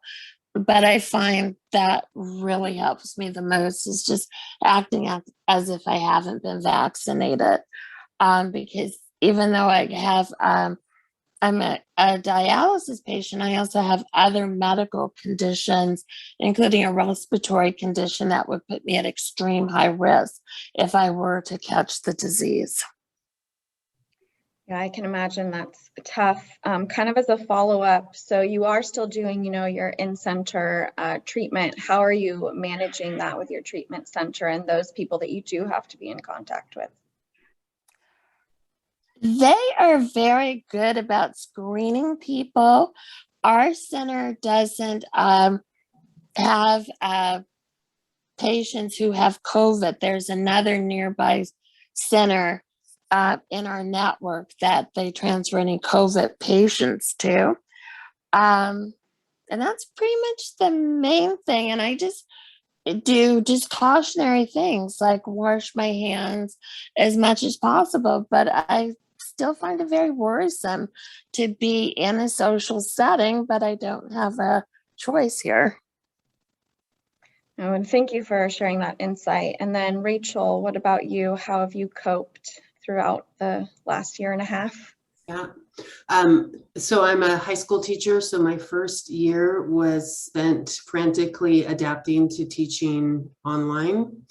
And in March of 21, when my school went back to in-person learning, they made an accommodation for me so I could continue to teach from home. So all of that combined with exercise and being in nature as much as possible and meditation. And yeah, it's been crazy, but yes. And then our next question is for those of you who are needing to go back out into the world, whether it be work or appointments, what are you asking of the people that you live with or work with you? Because it isn't just about us, it's also the people that we do live with. So Glenda, how have you and your husband managed that? So my husband has adopted the same philosophy that I have. He acts like he is a transplant recipient. He doesn't go anywhere. He wears masks. We keep people 27 feet away. So if somebody has to come onto the property, because we saw a CDC study that said droplets could go as far as 27 feet, we don't let anybody closer than 27 feet. And if someone has to come into our home to do a repair or something, we actually literally go out and stay in the treehouse until they're gone for several hours. Well, at least you have a place to escape to. It's a little treehouse though. And then Esther May, because you are, seeing patients and going into their homes or in the center, what are you asking of your colleagues and those of the people that you need to surround yourself with? Well, everybody in my work has become vaccinated. We're 100%. And I think personally, because I'm all for the mandates for healthcare providers. Because I think that that's really nerve-wracking when you are trying to get care and you're immunocompromised. I noticed that there's been a lot of questions in the chat about going to the dentist, another healthcare organization. And it's, the ophthalmologist, the dentist, those are both concerning issues. But what I've done as far as dealing with the dentist is try to have the very first thing in the morning appointment. I wear my mask up until the last second, and they're wearing masks, the entire time. So at least the patients that were not able to wear masks while they were having their treatments and everything, that was yesterday. So the air has had some time to circulate through the filtration system that they've had. Over time, because we all became vaccinated, I had more access to better masks. I have felt more comfortable as time has gone on. And then I also developed more antibodies. But I feel really fortunate because I'm with people that work with immunocompromised people all the time. They really get it. And I know that not every workplace gets it. So. No, that's very true. And then our next question for everyone on the panel is, what changes, have you had to make throughout the pandemic or adaptations to everyday life? And which of those do you anticipate continuing for however long this goes? Rachel, why don't we start with you? So I also adopted the online grocery delivery, and I'm going to use the excuse that I'm immune compromised to continue that, because that's been a really nice habit that I've developed. I find myself continuing to live very isolated, protected life with little things here and there that I am starting to tweak, like having friends visit me on the patio from a safe distance. Friends that I know are vaccinated, and friends that are not teachers like me. So they're not seeing a bunch of people in a day that have not been vaccinated. So I just sort of think about it that way. And Bertha, what about you? What changes have you made, and do you think you'll continue until we see a silver lining to all of this? The main change I've made is using technology to connect me to other people. Luckily my church is online and I'm able to attend that way. I don't feel comfortable going to church right now, even though they have services. And it's also, let's see, my prayer circle meets on Zoom, and yeah, and just other things. And also I haven't done it yet, but someone was telling me about a yoga class for large women that's meeting on that meets on online, and I'm in the process of looking into that. So I'm just trying to connect more virtually, just to keep connected to other people. I think we've all really embraced this virtual world, and it has allowed us to stay in touch while apart. Esther, Yes. what about you? What changes and adaptations have you made? So definitely a lot more of my life is on Zoom. There's a yoga class that I've been doing the entire time since that.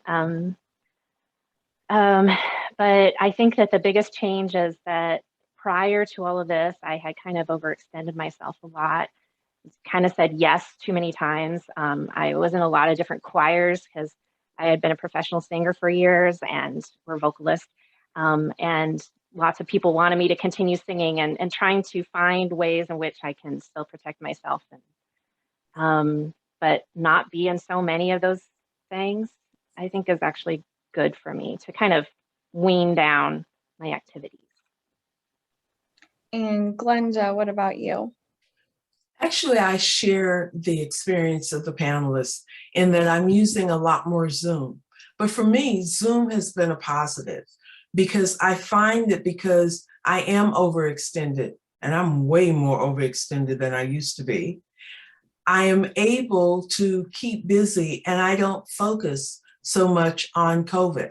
I do everything to stay safe, but I don't fixate on the fact that so many people have died and there's such a high risk, because I have so much work to do that by the time I finish at the end of the day, I'm ready to go to sleep.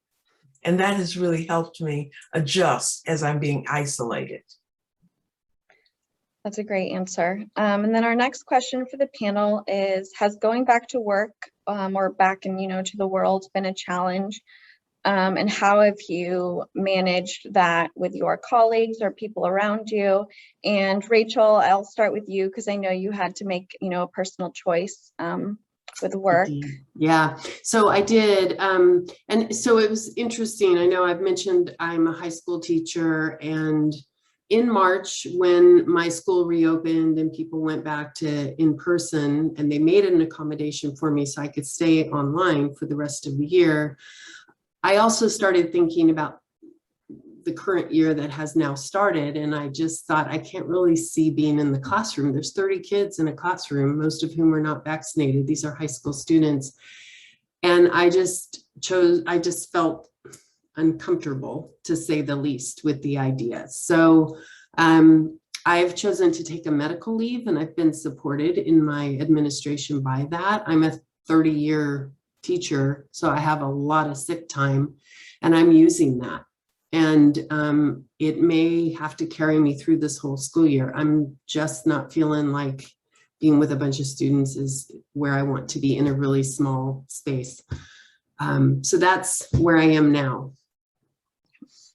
And Glenda, I know you've been very upfront with your colleagues and friends and family. How have you, kept that line of communication open with what your comfort level is? Well, I think at the beginning of the process, because I think many people know that the earliest deaths that were reported were dialysis patients. And it happens that they were dialysis patients in my community. They went to my grocery store. So of course I was spreading the alarm that, there's COVID here, we have to be careful.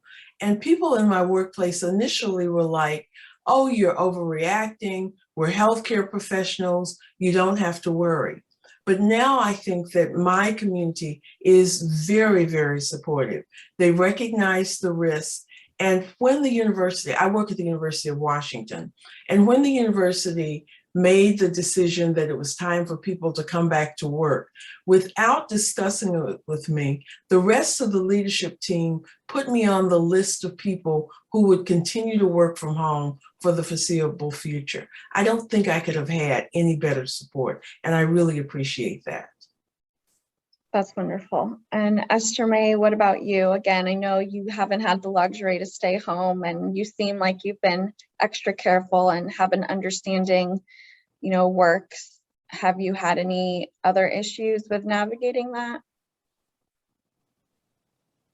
You're muted. Sorry, I was being polite and way too polite. So I think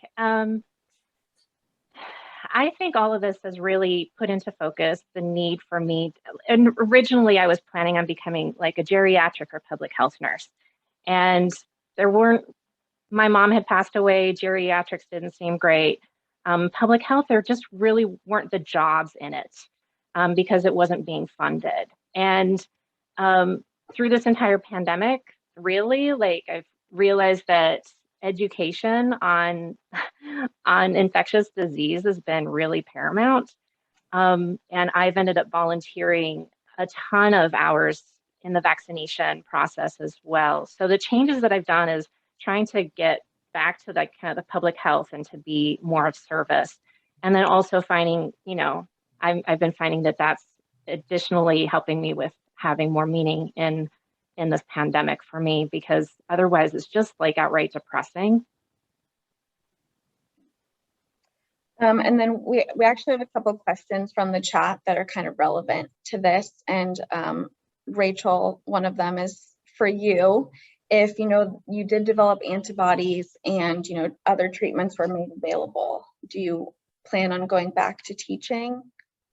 So I have a few years left of my career potentially, and if I have technically a high response at 750 on the LabCorp assay. I'm not comfortable going back at this moment where there's so many unvaccinated people. I think even with monoclonals, with as many unvaccinated students as there will be at this time, I wouldn't. Now, next year, maybe. So I'm just sort of thinking of it as I'm following what's happening and really eager for kids to get vaccinated. And then I just have to kind of go by my gut and how much I'm willing to risk at this age.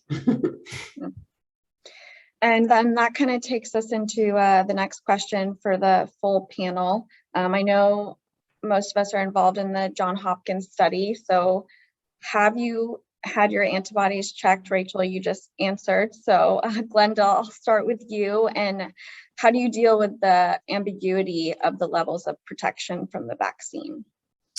So I've talked with my nephrologist, and we had agreed that I was going to get an antibody test before my third dose. And then I decided, why bother? Whatever it is, it is.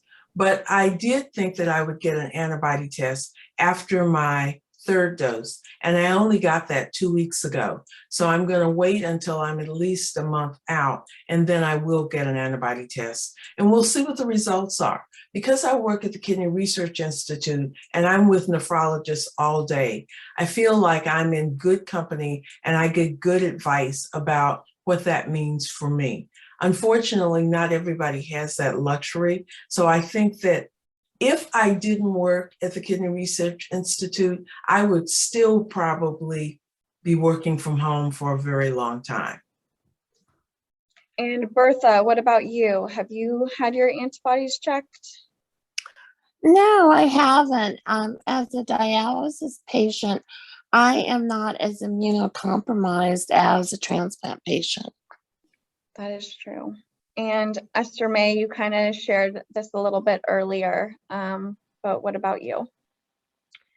Yep, I just collected my 7th antibody test. Well, actually, it's 9th if you include the 2 that I did for myself. And I have This one was 3 months post my 4th dose. So I'm one of those special people. But I really wanted to make sure that I didn't end up bringing COVID into a population that could end up getting affected. I really want to do whatever I could in order to protect the people that I was around. So like, I got a great response from the 3rd dose after not having any response from the first 2, and just really wanted to give it an extra push, just in case. And so on the Roche assay, that test, I had over 2,500, 2 weeks post. And on the Euroimmune, I had 9.26. And we'll see what I am 3 months post, because it takes time for that. Well, fingers crossed. And then this next question for everyone is, how have you been engaging with your healthcare team, and how do you feel about the communication that you have been receiving? I think we are all, at that higher level of being patient advocates and asking those hard-hitting questions. Rachel, what has your experience been with that? I haven't felt like there's been a lot of communication from my healthcare team.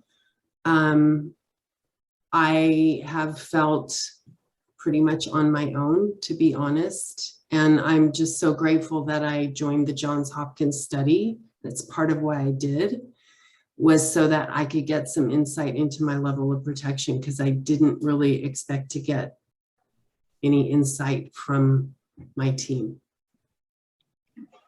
And Glenda, you kind of touched on this earlier, just with all the touch points that you have.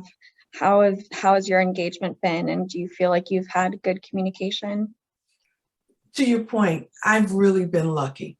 Number one, I have a great relationship with my transplant nephrologist. I see her once every 4 months. I can text her any time of day or night, and she responds quickly. But I'm also a member of the ASN COVID-19 response team. And one of the issues that I have raised on behalf of transplant recipients and all people living with kidney disease is that transplant recipients generally have not had trusted sources of information, because frequently transplant recipients don't see their doctors but maybe once a year.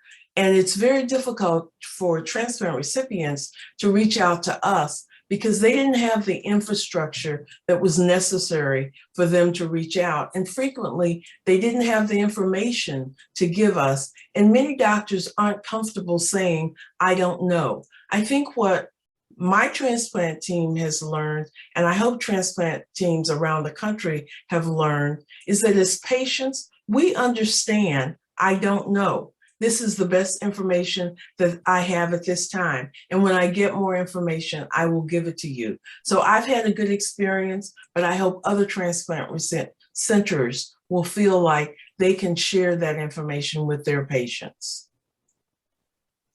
And Bertha, what about you? How have you been engaging with your healthcare team?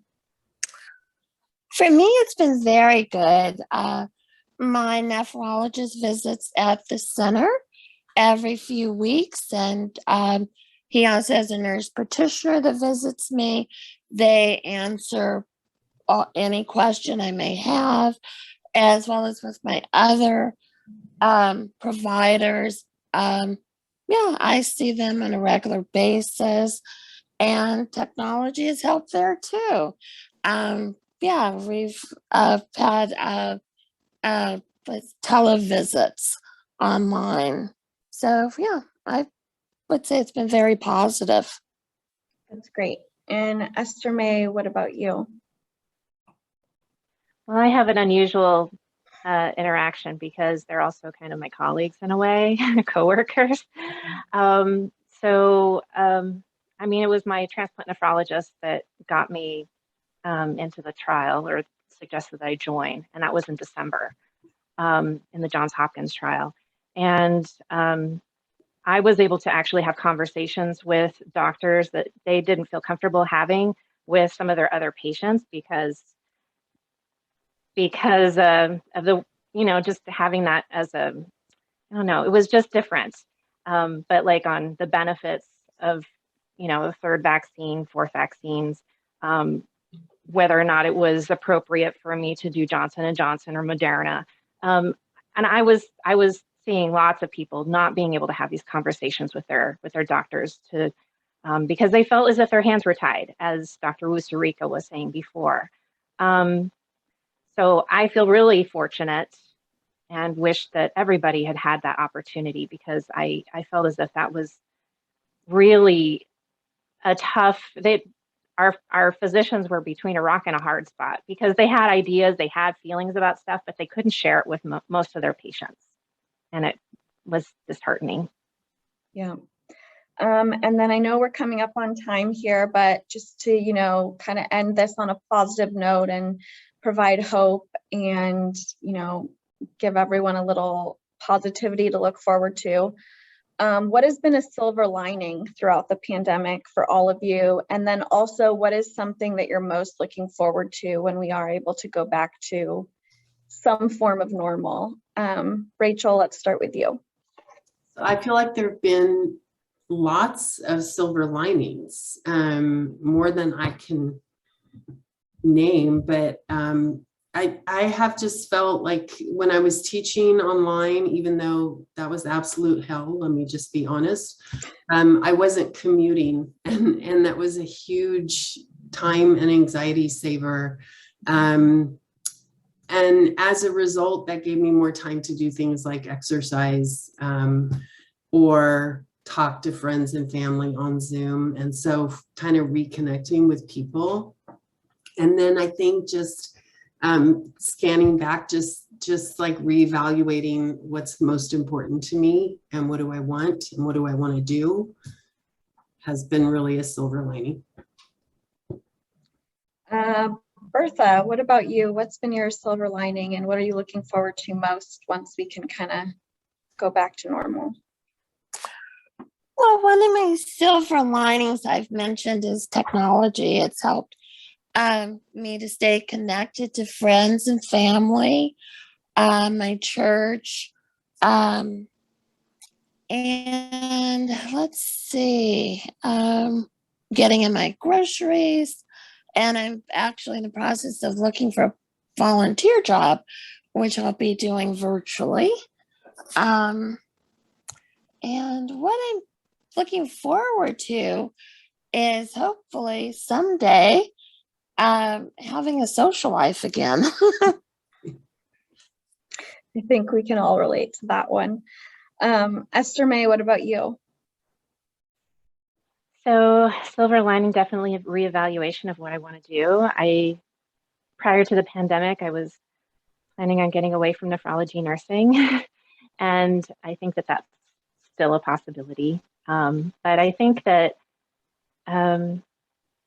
the best thing for me has been to get back to having a meditative practice and to prioritize my mental and my physical health. And then what I'm looking forward to is kind of what I'm already doing already. I did a bunch of advocacy around different choral groups that I was in, and they ended up taking all of my recommendations. At least a couple of them did. And I am in the midst of a production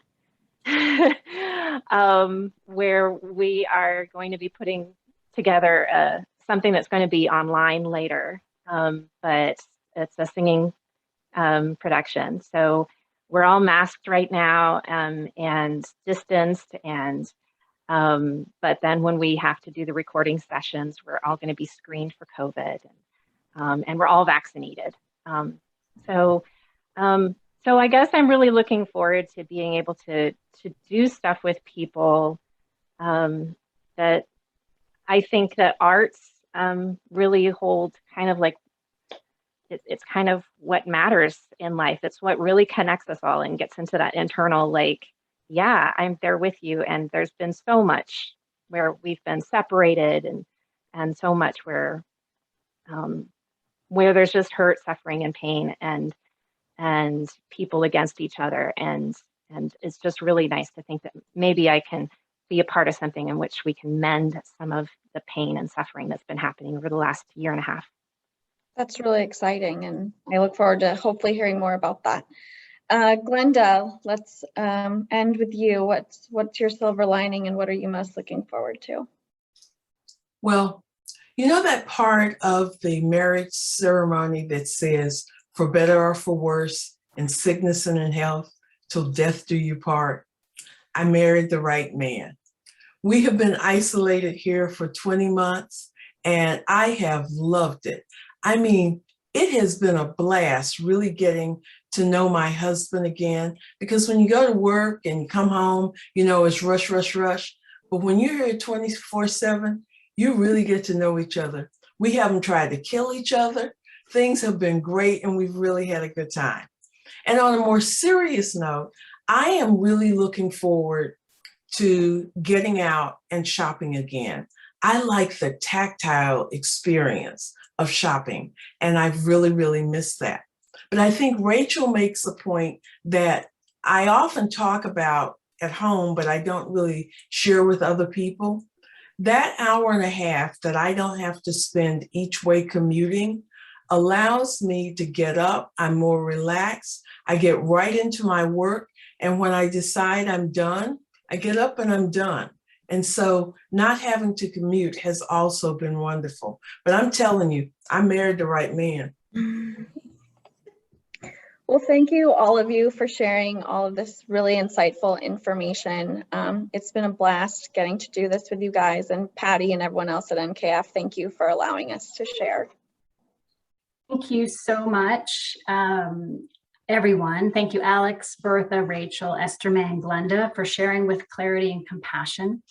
Looking at the chat, it's clear that this has been helpful and allowed attendees to share what's going on for them too. The great info that's in the chat, along with the recording link and the slides and the Q&A, will all come to you in the follow-up email this week. I also want to thank our earlier speakers, Dr. Mitchell, Dr. Avery, and Dr. Musarika. Thank you all for all you're doing to help everyone stay safe and get back to some normal, safe way to be in the world, back with our family and friends. Thank you again to our sponsors, CareDx and Horizon Therapeutics. Please fill out the evaluation you'll receive after the webinar and join us again on Sunday, October 24th. Thank you again, and have a good evening. Be safe, everyone.